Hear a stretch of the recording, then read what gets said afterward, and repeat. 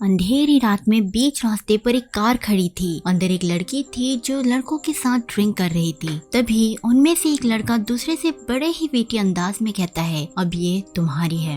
इसी के साथ उस लड़के ने कार की विंडो बंद किया और लड़की समझ गई कुछ तो गड़बड़ है, लेकिन तब तक बहुत देर हो चुकी थी। सीन यही कट हो जाता है। मैं हूँ नेहा और आज की मूवी एक्सप्लेनेशन शुरू करते हैं। अब कई सालों के बाद हम एमा बैरेट को देखते हैं जो अपने ड्राइवर के साथ जा रही थी। एमा रेंटल वेकेशन हाउस में जा रही थी। जो काफी बड़बोला किस्म का इंसान था वो एमा से कई सवाल कर रहा था कि वो अकेली क्यों है, उसके साथ कोई क्यों नहीं है। एमा उसे बताती है कि वो वेकेशन पर है और उसका हस्बैंड अगले दिन ज्वाइन करेगा। वो जल्दी डेस्टिनेशन पर पहुंच गए। वो घर जंगल के बीच में बना हुआ था जो उसे बताता है कि वो कई बार यहाँ हंटिंग के लिए आया है, लेकिन उसे पता नहीं था कि यहाँ जंगल के बीचों बीच एक घर भी है।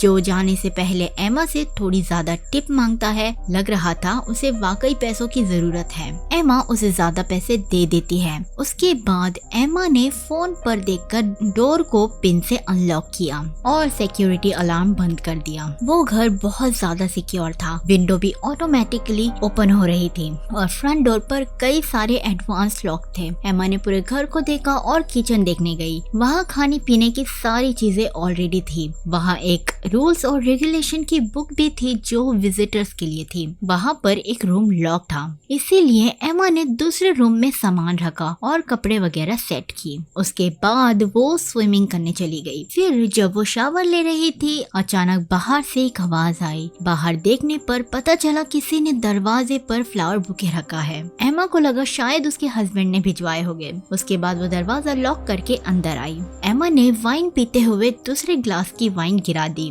जिससे वाइन टेबल के नीचे जाने लगी। साफ करते हुए एमा नोटिस करती है कि टेबल और फ्लोर के बीच एक गैप है जहाँ से वाइन अंदर जा रही थी। वो टॉर्च से देखने की कोशिश करती है, तभी उसका फोन रिंग हुआ। एमा ने फोन को इग्नोर कर दिया। तभी एक कार बाहर आकर रुकी। ये उसका हस्बैंड हेनरी था जो एक दिन पहले ही वहाँ आ गया था। एमा उसे देखकर इतनी खुश नहीं लग रही थी, जबकि उनकी वेडिंग एनिवर्सरी थी। खैर, हेनरी उसे सफर के बारे में पूछता है। एमा कहती है कि वो अपना सामान ठीक से संभाल भी नहीं सकती क्योंकि उसकी डायरी जो कि कार में छूट गई थी। यहाँ हमें पता चलता है कि दोनों की शादी को 9 साल हो गए हैं, लेकिन कुछ दिनों से उन दोनों का रिश्ता ठीक नहीं चल रहा है। हेनरी एमा के करीब आने की कोशिश करता है, लेकिन एमा ठंड का बहाना बना देती है। यही वजह थी उनका रिश्ता खराब होने की।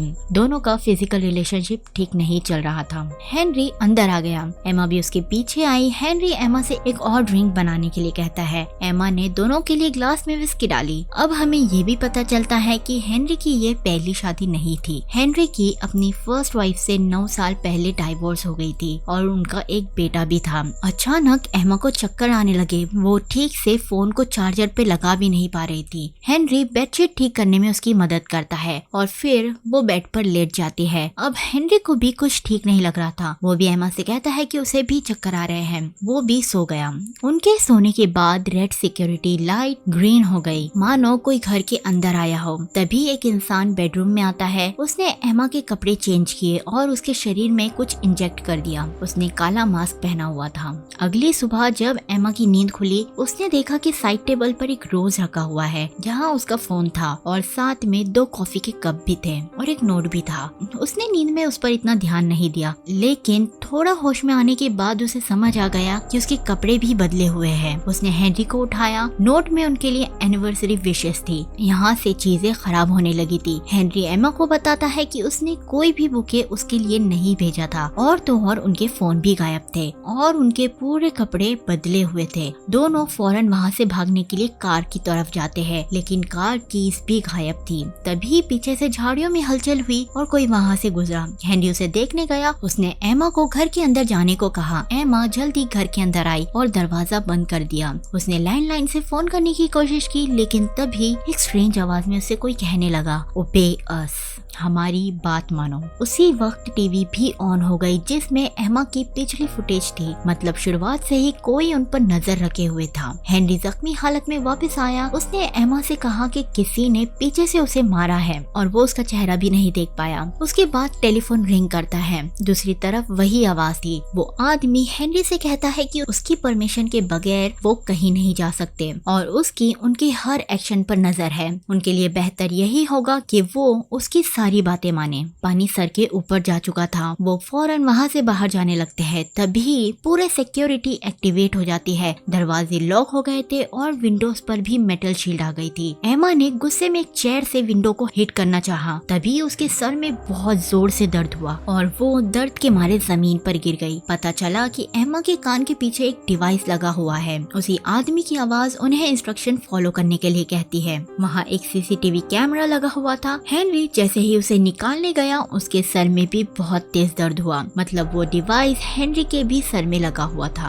अब उनके पास उसकी बात मानने के अलावा कोई ऑप्शन नहीं था। वो आदमी उन्हें बेडरूम में जाने के लिए कहता है। वो हेनरी को पहले दरवाजा खोलने को कहता है कि हस्बैंड को अपनी वाइफ के लिए दरवाजा खोलना चाहिए। फिर उसने एमा को स्माइल करके हेनरी से थैंक यू कहने के लिए कहा। उसके बाद उस आदमी के इंस्ट्रक्शंस पर हेनरी और एमा चेंज करके 90s के कपल के हिसाब से रेडी हुए। उसने उन्हें किचन में जाने के लिए कहा। एमा हेनरी के लिए खाना बनाने लगी। वही दूसरी तरफ वो आदमी हेनरी को शेल्फ में रखे हुए लैपटॉप को निकालने के लिए कहता है। लैपटॉप में इंटरनेट कनेक्शन तो नहीं था पर उसमें एक शॉक कर देने वाली बात थी। उस आदमी ने हेनरी से लैपटॉप में से कुछ मैसेजेस पढ़ने को कहा। वो मैसेज एमा और एक आदमी के थे जिससे एमा का अफेयर चल रहा था। इतना ही नहीं उसमें एमा और उस आदमी की इंटीमेट वीडियो भी थी। हेनरी गुस्से से वहाँ से उठ के जाने लगा लेकिन उस आदमी ने उसे वहीं बैठे रहने के लिए मजबूर किया। वो कहता है कई बार हमें ऐसी चीजें फेस करनी पड़ती है जो हम नहीं चाहते लेकिन उससे हस्बैंड वाइफ का रिश्ता मजबूत होगा। खैर उसकी बातों का क्या मतलब था वही जाता है। उसके बाद ना चाहते हुए भी एमा और हेनरी डिनर करते हैं। हेनरी एमा को कन्फ्रंट करता है कि उसका अफेयर कब से चल रहा है। एमा उसे यकीन दिलाने की कोशिश करती है कि उनके बीच अब ऐसा कुछ नहीं है। वो रिश्ता खत्म कर चुकी है। डिनर के बाद दोनों बेडरूम में गए। आदमी ने दोनों को डांस करने के लिए कहा। हेनरी तो इस हालत में ही नहीं था। उसने साफ साफ मना कर दिया और उसे फिर से तेज दर्द हुआ। अब बेचारा धोखा खाने के बाद भी कुछ नहीं कर सकता था। टीवी पर उनकी वेडिंग वीडियो चल रही थी और दोनों ना चाहकर भी डांस कर रहे थे। इतना कम नहीं था कि वो आदमी उन्हें इंटीमेट होने के लिए कहता है। एमा ने हेनरी को नहीं रोका लेकिन हेनरी और बर्दाश्त नहीं कर सकता था। वो खुद ही पीछे हट गया लेकिन फिर से उसके कान में बहुत तेज दर्द हुआ और इस बार तो उसका कान भी ब्लीड करने लगा और फिर वो बेहोश हो गया। कुछ देर बाद हेनरी होश में आया। एमा ने उसका जख्म साफ किया। हेनरी एमा से पूछता है कि उसने उसे मना क्यों नहीं किया। एमा उसे कहती है कि कई बार खामोश रहना ही बेहतर होता है कुछ कहने से। यहाँ हमें ये भी पता चलता है कि जो लड़की हमने मूवी की स्टार्टिंग में देखी थी वो एमा ही थी जिसे सेक्सुअली मोलेस्ट किया गया था। हेनरी एमा से प्रॉमिस करता है कि वो उसे हमेशा प्रोटेक्ट करेगा और कभी उसके साथ बुरा नहीं होने देगा। लग रहा था इन सब का असर उनके रिश्ते पर अच्छा हो रहा है। अब रात में उन्हें स्पीकर पर एक आवाज आई। ये ड्राइवर जो था जो एमा की डायरी उसे वापस करने आया था। हेनरी और एमा उसे दरवाजे से आवाज लगाते हैं लेकिन जो बहुत दूर था उसे आवाज नहीं आ रही थी। एमा को एक आइडिया आया। उसने टॉर्च से पीप होल में लाइट चमकाई और जो की नजर उस पर चली गई लेकिन जैसे ही वो अंदर आने के लिए गेट पर चढ़ा किसी ने पीछे से उस पर हमला कर दिया और उसे दूर ले गया। अब एमा को इससे ख्याल आया कि अगर वो आदमी एक ही है और अभी वो जो को ठिकाने लगाने में बिजी है तो वो कुछ कर सकते हैं। उसने चेक करने के लिए कैमरे से छेड़छाड़ की और उन्हें कोई झटका नहीं लगा। उसके बाद एमा को याद आया कि टेबल के नीचे कुछ है। उसने हेनरी से हेल्प मांगी और टेबल को हटाया। टेबल के नीचे वाकई एक रास्ता था। एमा नीचे जाकर देखती है। इतने में वो मास्क पहना आदमी अंदर आ गया और उसने हेनरी पर अटैक कर दिया और एमा को पैर से पकड़कर ऊपर खींचा और उसके पैर में ब्राउन कलर का लिक्विड इंजेक्ट कर दिया जिससे एमा बेहोश हो गई। जब उसे होश आया उसके कपड़े फिर से बदले हुए थे और हेनरी भी बेहोश पड़ा हुआ था बेड पर। टीवी पर उसके लिए एक सरप्राइज था। लिविंग रूम में एक आदमी चेयर से बंधा हुआ था। वो और कोई नहीं बल्कि रायन था, जिससे एमा का अफेयर चल रहा था। एमा उसे खोलने के लिए उसकी तरफ बढ़ी, लेकिन मास्क वाले आदमी ने उसे ऐसा करने से रोका।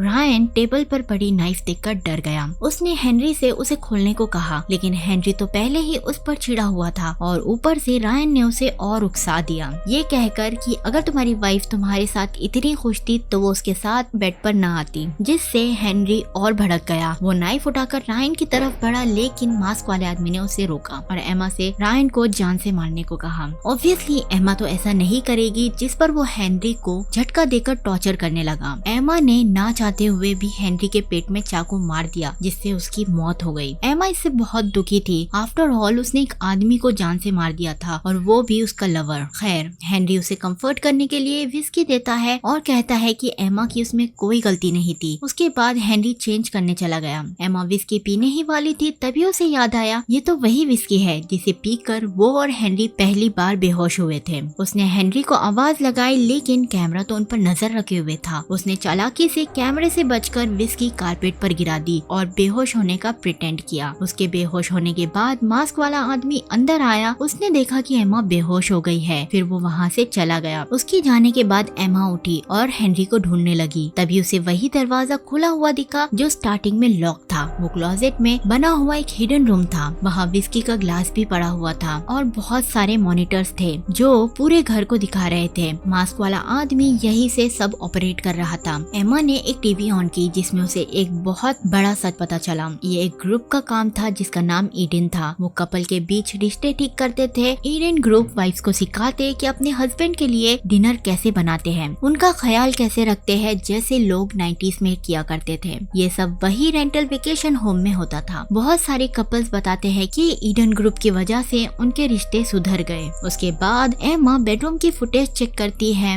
जिसमें उसे दिल दहला देने वाला सच पता चलता है। वो देखती है कि उनके इस घर में पहली रात में हेनरी ने विस्की पी ही नहीं थी और उसने ही रात में एना के कपड़े भी चेंज किए थे। इनफैक्ट अभी तक उसने सब फेक किया था। अपने मास्क वाले आदमी के साथ मिलकर बेहोश रायन को भी अंदर लाया था। इन सब के पीछे हेनरी का हाथ था। उसी ने ये सब प्लान किया था। एमा ये देखकर टूट गई कि इन सब के पीछे उसका ही हस्बैंड है। अब एमा देखती है कि हेनरी और मास्कमैन रायन को दफनाकर वापस आ रहे हैं। वो जल्दी रूम में जाकर लेट गई। हेनरी और मास्कमैन, जो कि होस्ट था, बात करते हैं कि अब हेनरी एमा को कंट्रोल में रख सकता है, उसे रायन की मर्डर की वीडियो दिखाकर। यानी वो एमा को ब्लैकमेल करना चाहता था। फिर हेनरी बेहोश एमा को कार में ले गया और कार की कीज लेने अंदर वापस गया, लेकिन एमा ने पहले ही कंट्रोल रूम में से कीज ले ली थी। वो ड्राइव करके जाने के लिए तैयार थी, लेकिन उसे ख्याल आया कि अगर उसने ऐसा किया तो उसके अंदर लगा डिवाइस उसे फिर से हर्ट करेगा। उसने कीज की मदद से अपने कान के पीछे चीर कर वो डिवाइस निकाला। वो जैसे ही कार स्टार्ट करने वाली थी, वहाँ मास्क मैन आ गया।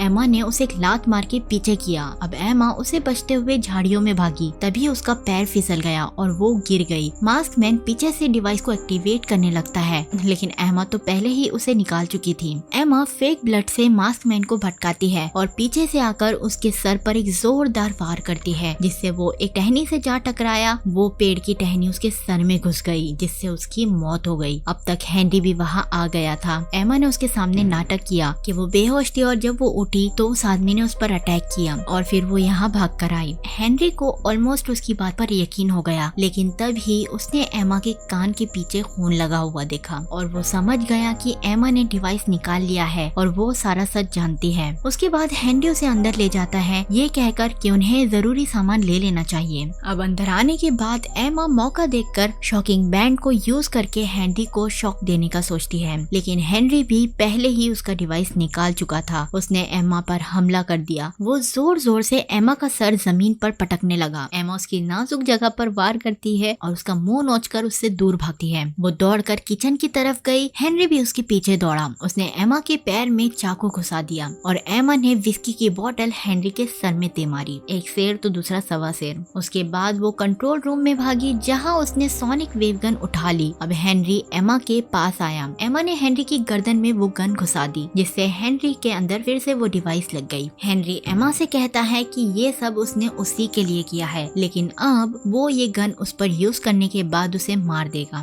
एमा उससे पिछली बातों के लिए माफी मांगने का नाटक करती है, जिससे हेनरी रुक गया। लेकिन फिर एमा ने उसे शॉकिंग बैंड से जोर का झटका दिया, जिससे हेनरी तड़प कर नीचे गिर गया। उसके बाद वो बैंड को विस्की के ग्लास में छोड़कर चली गई। उसने वेडिंग रिंग भी वही छोड़ दी। एमा को रास्ते में कार दिखी जिसका एक्सीडेंट हुआ था। उसमें जो था वो अभी तक जिंदा था। जो थैंक यू मिसेस बैरेट कहता है, जिस पर एमा कहती है कि उसे सिर्फ एमा कहे, और ये मूवी यही एंड हो जाती है। आपको ये वीडियो कैसी लगी मुझे कमेंट्स में जरूर बताएं और मेरे चैनल को सब्सक्राइब भी करिए। चलिए मैं मिलती हूँ आपसे अगली वीडियो में।